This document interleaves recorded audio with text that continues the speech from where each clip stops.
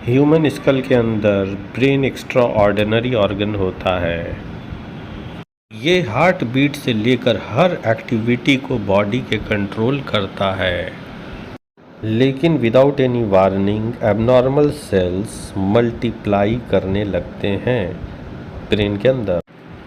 यह सिर्फ एक मेडिकल कंडीशन नहीं है, एक पूरे फैमिली की लाइफ चेंज कर जाती है इस जर्नी में, जो कि प्रॉब्लम क्रिएट करता है। ब्रेन ट्यूमर एबनॉर्मल ग्रोथ होता है जो कि ब्रेन में होता है या उसके सराउंडिंग टिश्यू में होता है। कभी कभी ये जो ट्यूमर है ये बिनाइन हो सकते हैं या ये मेलिग्नेंट भी हो सकते हैं, जिसको हम लोग कैंसरस कहते हैं।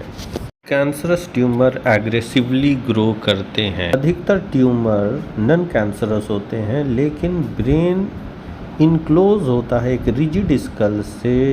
जब बिनाइन ट्यूमर होता है वो भी प्रेशर पैदा करता है नेबरिंग एरिया में, और इसकी वजह से सीरियस सिम्टम डेवलप करते हैं।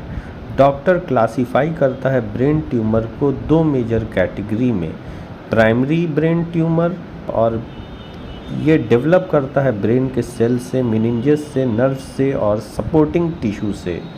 जबकि सेकेंडरी, जिसको मेटास्टैटिक ब्रेन ट्यूमर कहते हैं, वो बॉडी के दूसरे अंग में डेवलप करता है, जैसे लंग, ब्रेस्ट, किडनी, और कैंसरस सेल ब्लड से ट्रैवल करते हुए ब्रेन तक पहुंचते हैं। Scientist still do not know the exact cause of most brain tumours, लेकिन कुछ रिस्पॉन्सिबल फैक्टर होता है, जैसे कि genetic disorder, excessive high dose to radiation. ये प्रूव हो चुका है कि मोबाइल फ़ोन यूज़ करने से ऐसा नहीं कि कैंसर होगा या ट्यूमर का डेवलपमेंट होगा। साइंटिफिक रिसर्च के हिसाब से focus on certain symptom like persistent headache worsen over time, morning headaches improves during day, unexplained vomiting occurs, blurred or double vision appears, seizure with no epilepsy history, weakness in arm or leg, difficulty speaking develop, problem with balance arise, memory loss occurs, confusion is experienced, change in personality और behavior।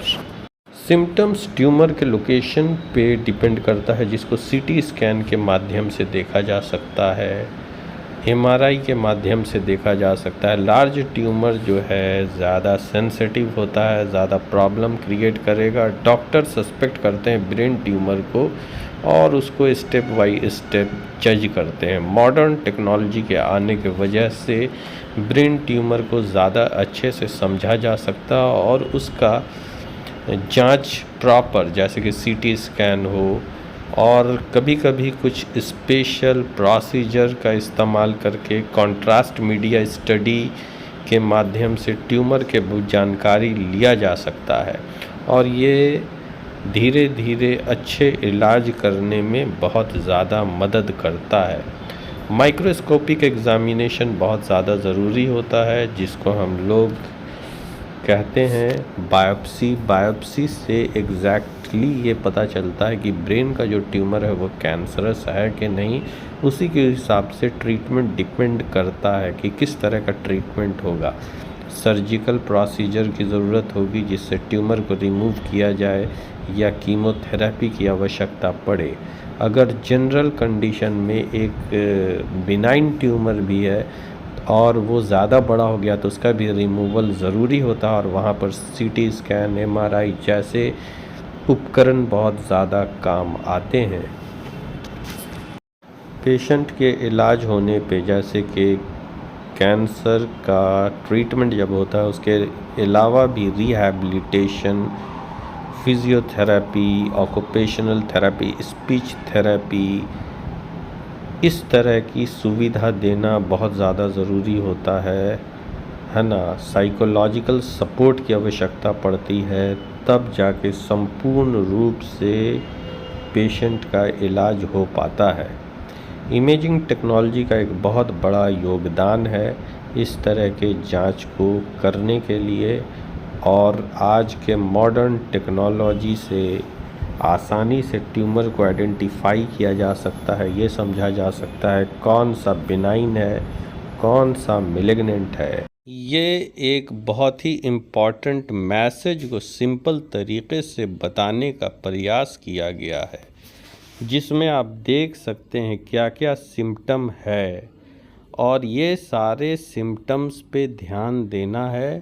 Early diagnosis बहुत बड़ा अंतर लाती है।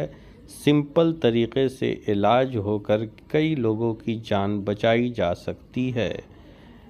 Knowledge save करता है ज़िंदगी। Timely medical evaluation होना ज़रूरी होता है।